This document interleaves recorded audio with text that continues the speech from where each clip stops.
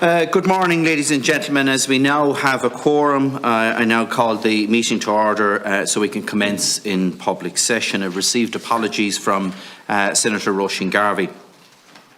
Members are required to participate in the meeting remotely from within the precincts of the Leinster House complex only. Can I ask members and witnesses to please turn off their mobile phones and to ensure that they remain on silent? For members of the committee participating remotely, they can use the raised hand icon on Teams if they wish to contribute. This morning's meeting has been convened to continue our pre-legislative scrutiny of the Automatic Enrolment Retirement Savings System Bill. We will engage with representatives from Irish Life in a moment, followed by representatives from the Pension Authority. Automatic enrolment has been discussed for decades in Ireland. We are currently the only OECD country that doesn't operate an automatic enrolment or similar system as a means of promoting pension savings. The new system is designed to simplify the pensions decisions for workers and make it easier for employers to offer workplace pension.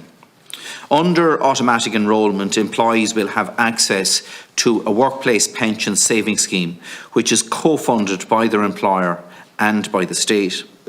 The decision to implement an automatic enrolment system is consistent with the key recommendations contained in the OECD's report Review of the Irish Pension System, published in 2014, that the single greatest goal in Irish pension policy should be to increase the supplementary pension coverage rate through the introduction of a mandatory or quasi-mandatory earnings-related system.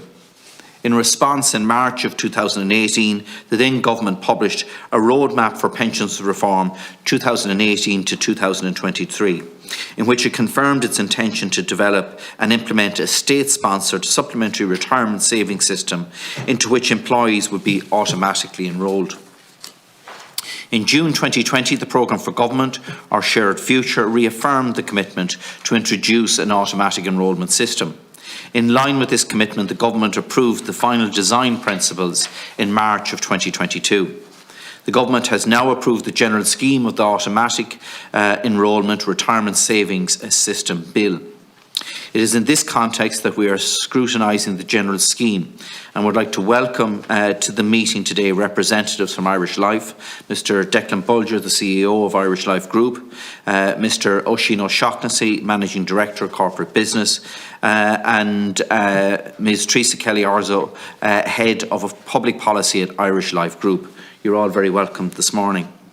Before we start, I wish to explain some limitations to the parliamentary privilege and the practice of the Houses as regards any reference that you may make to another person in your evidence.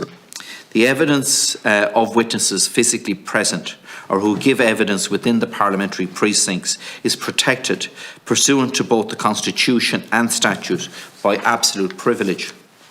Witnesses are reminded of the long-standing parliamentary practice that they should not criticise or make charges against any person or entity by name or to make or in such a way to make him, her or it identifiable, or otherwise engage in speech that might be regarded as damaging to the good name of the person or entity.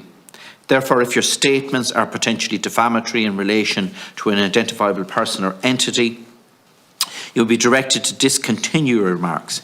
It's imperative that you comply with any such direction. Members are reminded of the long-standing parliamentary practice to the effect that they should not comment on, criticise or make charges against a person outside the House or an official either by name or in such a way to make him, her or her identifiable. I now call on Mr Bulger to make his opening statement.